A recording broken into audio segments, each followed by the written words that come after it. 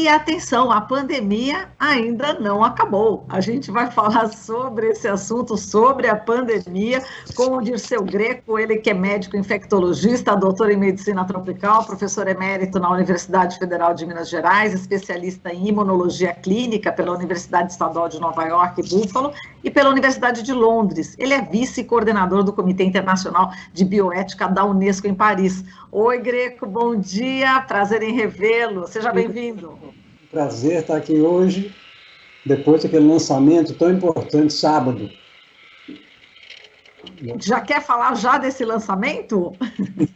Não, vamos falar sobre a história que você está me perguntando. Quero dar bom dia para todos e todas, agradecer mais uma vez, é um prazer estar aqui em um lugar, como foi falado aí, onde notícias são dadas, onde todas as notícias estão disponíveis. Então, fico muito satisfeito de ser chamado, estar aqui com você, para poder ajudar, conta comigo.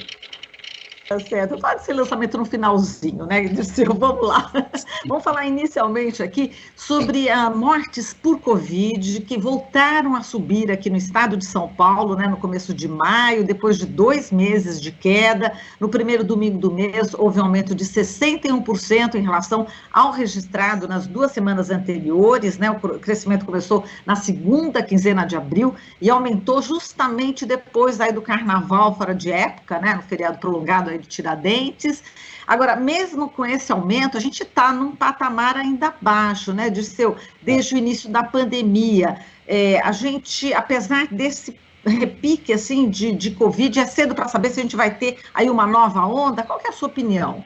Eu acho que podia começar com informação mesmo, né? Nós temos um lado importante, nós já conversamos sobre isso há muito tempo atrás, sobre a história da vacinação, porque o último dado que eu vi do consórcio, 86% da população brasileira recebeu uma dose. Não é suficiente. Mais ou menos 77% receberam 2 doses. Já torna-se mais suficiente. Uma pessoa, então, até razoável, né? Quase metade acessou a 3ª dose. Então, o que quer dizer isso? Os que estão vacinados provavelmente continuam tendo um pequeno risco de infecção, mas um risco muito menor de ter doença. Pode passar até despercebido. O nariz escorrendo, a tossezinha, a garganta irritada, então pode ser essa que vai ser passada.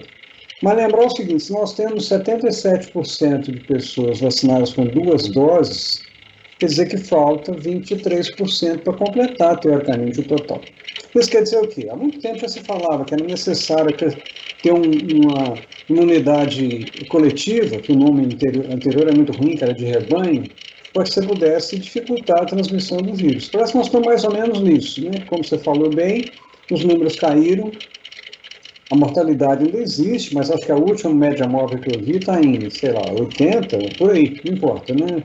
Está diferente daquele tempo que nós tivemos 2.000 mortes, aquela quantidade de gente, nós temos que dar com muito cuidado, porque na verdade qualquer morte para nós, tanto para você como para mim, como profissional e cidadão, qualquer morte, é ruim, é péssimo, né? Então pessoas estão sendo afetadas. E essa história de São Paulo é importante, porque mostra outra vez o risco de sobrecarga do sistema de saúde, inclusive diminuindo outro ponto importante negativo, que é o acesso de pessoas que precisam de tratamento que não é Covid. Então, nós temos que procurar local, já estava começando a se organizar, né? Nós vamos ter que organizar melhor, e o SUS foi um espetáculo nesse processo, que tornou-se um local onde a pessoa fala, sabe, se necessário, tem o SUS, né? Então, o risco de privatização que os governos idiota e irresponsáveis tinham planejado acabou, infelizmente, está faltando só 4 meses. Mas, de todo modo, voltando, focalizando, né? O que está acontecendo no mundo que pode servir para nós com muito cuidado? Quer dizer, a Ásia correndo essa história é complicadíssima, né? Que eles queriam Covid zero, principalmente na China, e não tem jeito de manter Covid zero, tem 50 milhões de pessoas, mais ou menos quarentenadas, nem sei se a palavra existe, mas afastadas do seu trabalho. América do Norte, eu vi uma nota interessante, que nós também fazemos isso, que é o acompanhamento da infecção pelas redes de esgoto. É um negócio muito interessante, né? Porque como o vírus é liberado pelas fezes, então você pode dosar a quantidade de vírus presente, dá para ter uma ideia geral, né, do processo.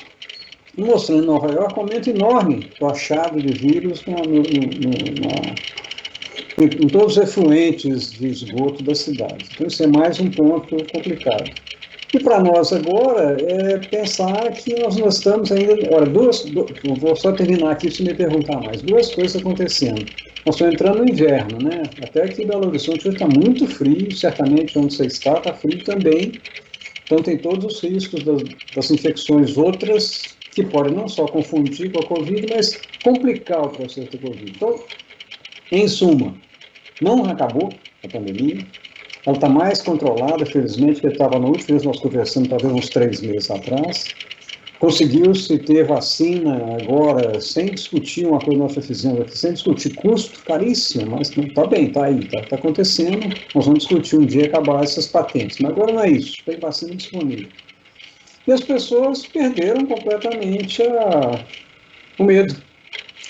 Que tem, num certo sentido, não é muito ruim, não, mas no outro sentido é ruim, né? Toda vez do copo, né? Porque todo lugar que você vai está aglomerado, né? Não só no carnaval, mas eu estive em São Paulo há 2 semanas atrás, num feriado que teve, eu fiquei impressionado, já tinha liberado máscara, né? Então nós temos que ter cuidado. Acho que a mensagem que você vai passar aqui hoje, que eu vou ajudar, não terminou, melhor que tenha cuidado, ainda pode atingir as pessoas aí, responde uma pergunta que você não fez, mas olha, quem não está vacinado, vai atrás da vacina, está disponível praticamente no Brasil inteiro. Vacinando, você tem chance de evitar, eu falei que era a última coisa, mas a última vai ser essa, enquanto tiver vírus disponível, chance tem de aparecer variantes, e essas variantes podem ou não ser mais agressivas que a atual.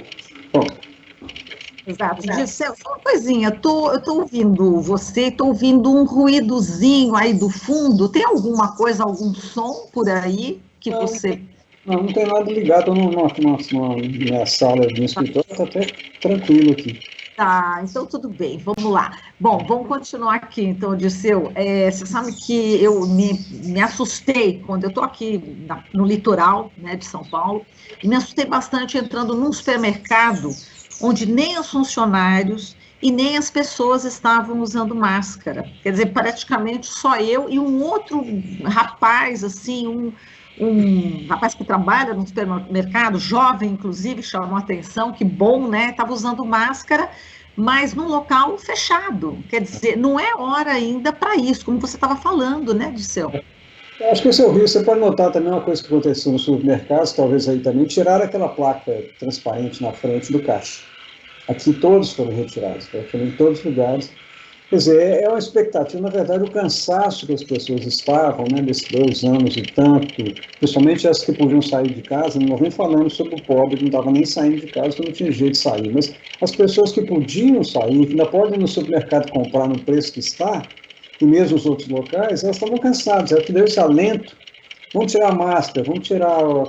Agora a decisão tem em alguns lugares dizendo até para não ter mais o afastamento de 1 metro, não tem tanta necessidade. Então, eu acho que é um peso que você vai ter de avaliar, minha sugestão, eu tenho feito isso aqui quando eu tenho falado, é que as análises agora vão ter de ser com mais frequência.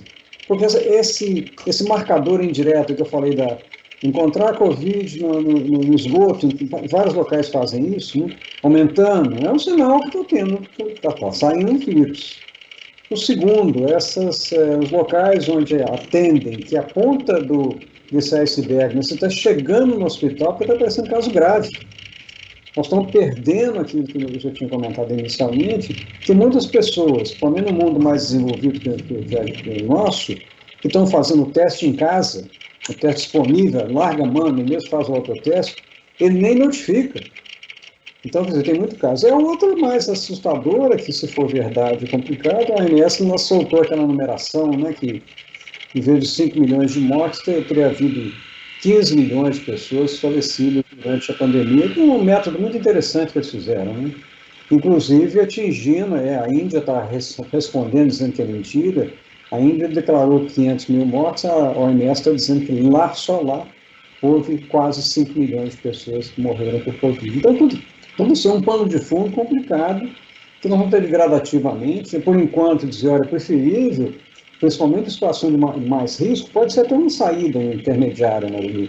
Quer dizer, pessoas com maior risco, essas vão ter que manter como se fosse anteriormente. Maior risco quer dizer o quê? Pessoas com idade acima de 60, 70 anos, que têm alguma comorbidade, e pode ser até mais jovem, com diabetes, obesidade, Essa, certamente, vão ter necessidade. A outra, certamente, é a campanha diuturna agora, para quem não está vacinado na segunda dose, corra atrás dos postos. Faça logo. E aproveitar e levar as crianças para tomar vacina de poliomielite. Né? Então, está tudo imbricado nessa sua história e a minha história nesse processo. Exato. Dirceu, a gente está tendo aqui algumas mensagens, né, nos chats, onde realmente tem um ruído persistente. Vamos fazer o seguinte, a gente vai tentar retomar, não tem problema não, a gente vai tentar refazer a nossa conexão, tanto a sua quanto a minha, para a gente ver se a gente consegue tirar esse ruído, porque às vezes é só uma religação e tudo desaparece. Talvez, então a gente... Talvez possa ser ruído interno do próprio computador, eu posso passar para o telefone, que não tem importância, vou te ver menor, mas vou continuar te vendo. Então, na hora que você desligar, eu vou tentar ligar pelo telefone, tá bem? Bem, tá certo. Então, a gente pede aqui a gentileza, né, para a nossa editora Ana Manunes, para a gente fazer essa religação para o Dirceu Greco, para a gente continuar a falar sobre a pandemia. Então, a gente volta já já. Esta é a Rádio Brasil Atual. Nós estamos conversando com Dirceu Greco, médico, infectologista, doutor em medicina tropical, professor emérito na Universidade Federal de Minas Gerais, especialista em imunologia clínica pela Universidade Estadual de Nova York, Buffalo, e pela Universidade de Londres, e vice-coordenador do Comitê Internacional de Bioética da Unesco em Paris. Bom, a gente volta aqui conversar com o Dirceu, agora tudo certo, a gente já está aqui te vendo, Dirceu, vamos falar sobre a subvariante Omicron XQ. Esses casos aconteceram aqui na cidade de São Paulo, foram sequenciados aqui pelo Instituto Butantan. É preocupante, não é preocupante? Como é que você está vendo essas notícias dessa subvariante Omicron XQ, Dirceu?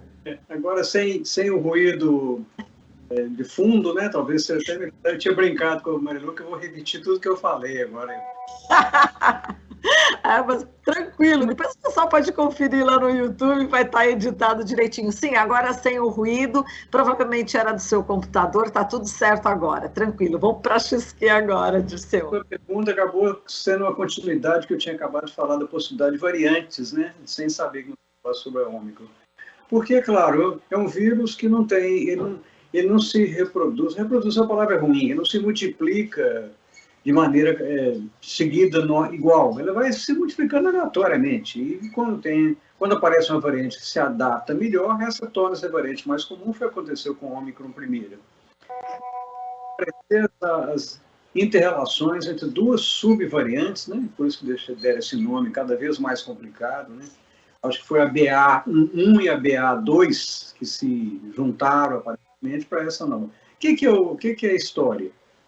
Começa a aparecer os casos em São Paulo, tem casos no Reino Unido, tem casos outros do países da Europa. Não se sabe para que vai ser o impacto. Mas é exatamente isso que é a nossa história, né? Quer dizer, se ela se adaptar melhor do que essa atual, ela vai multiplicar com muito mais facilidade. A multiplicação dela com mais facilidade vai atingir principalmente a população que ainda não está imunizada.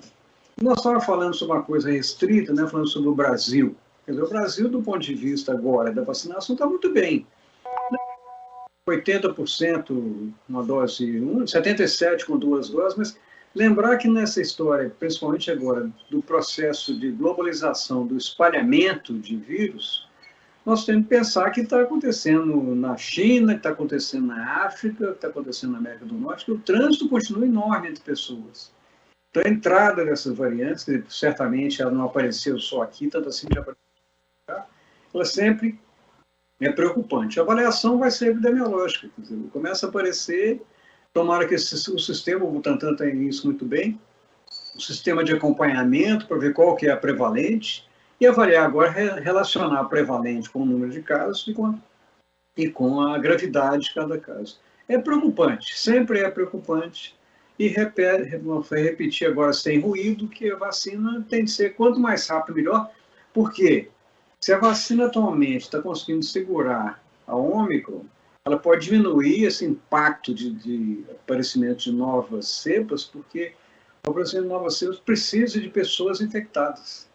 Ela não aparece espontaneamente, o vírus não se reproduz, né? Ele aproveita o maquinário nosso interno para se multiplicar. Então, estamos num processo numa encruzilhada importante agora, né, de fazer com que...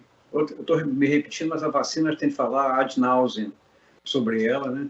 Falar sobre o SUS, está tudo no SUS, qualquer lugar que você for vacinar, até que abram, estão dizendo que vão abrir para lugares privados, mas agora está tudo disponível, felizmente, nesse sistema espetacular que pertence a todos nós. Agora, Dirceu, tem algumas pessoas, né, que consideram a dose de reforço desnecessária. Vamos falar o nome, né, dose de reforço, né, quer dizer, a terceira dose. Parece que as pessoas, elas não entenderam que é importante também essa dose, já que o índice percentual é menor, né, em relação à primeira e segunda doses. Essa é uma discussão internacional, né? Na época que apareceu a fala sobre reforço, a OMS achou que era precoce, porque não tinha ainda uma base científica muito clara se era necessário. Mas tem uma plausibilidade científica, um nome bonito, né? É possível que seja importante, porque a imunidade ela começa a decair com o tempo, principalmente populações com idade mais avançada, porque o sistema imunológico não consegue segurar. Então, agora, como a vacina pode aumentar mesmo a resposta na terceira dose, como o risco da vacina é muito menor do que o risco de infecção nessa situação, a indicação foi definida, acho que agora é um fato. E a outra pergunta que sempre fazem vai ser, nós vamos ter isso no calendário anual? É possível que sim. Se essa imunidade se mantiver anualmente, nós vamos ter mais uma no nosso calendário de vacinas sazonais, como H3N2 entrou agora. Então, acho que agora é um momento de mudanças mesmo.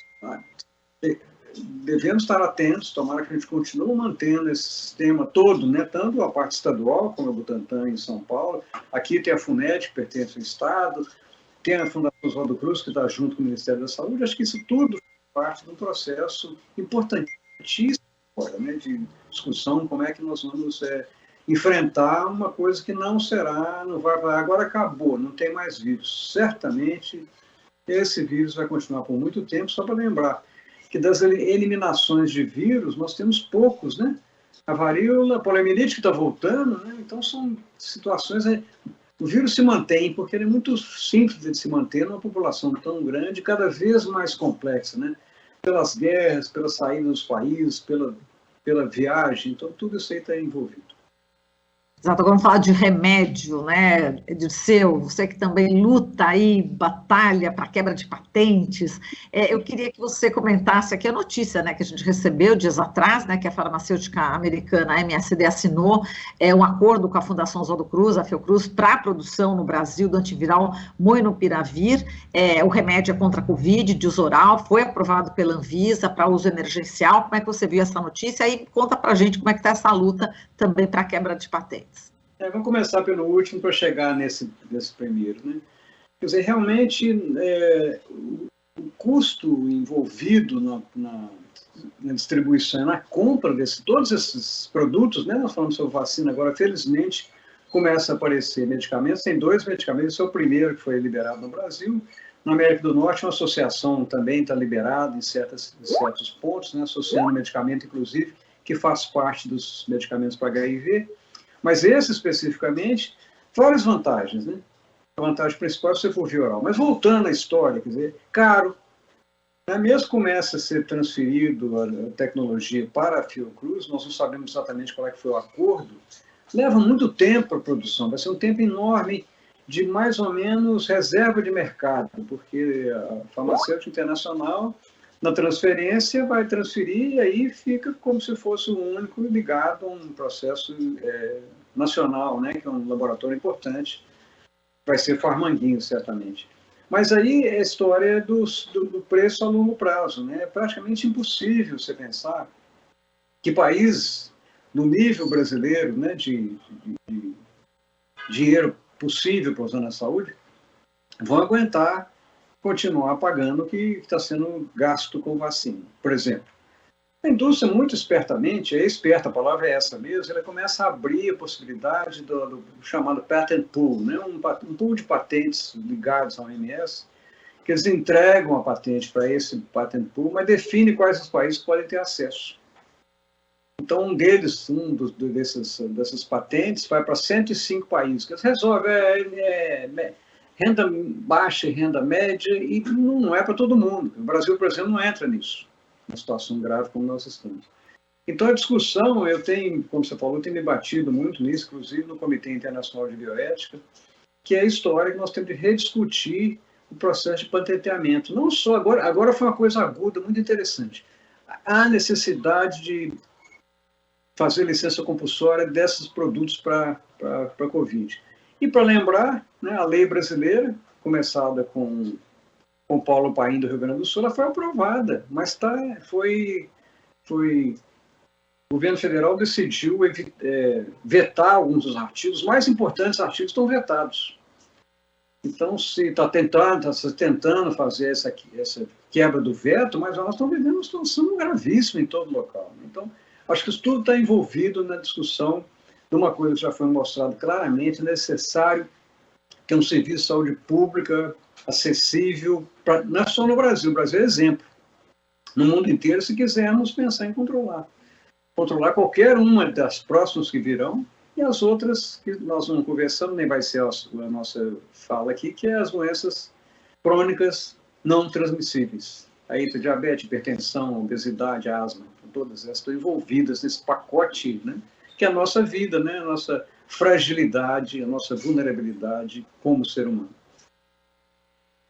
Agora, a gente vai encerrar agora em relação com aquilo que a gente estava começando a falar, não é? Eu acho que deve ter sido isso, em relação às eleições, né? As futuras eleições em outubro, a gente teve aí o lançamento, né, da pré-candidatura do ex-presidente Lula, ele vai disputar a presidência pela 6ª vez, e o vice, Geraldo Alckmin, inclusive, que foi diagnosticado com Covid, né, e participou de forma virtual. E eu queria que você falasse sobre a importância, né, dessas eleições, Dirceu, enfim, para o enfrentamento da Covid, para o enfrentamento aí de vários problemas sociais aqui no Brasil, mas especificamente na área de saúde, qual que é a sua expectativa para essas eleições, o que te preocupa, enfim, o que te anima, enfim, qual que é o teu posicionamento aí?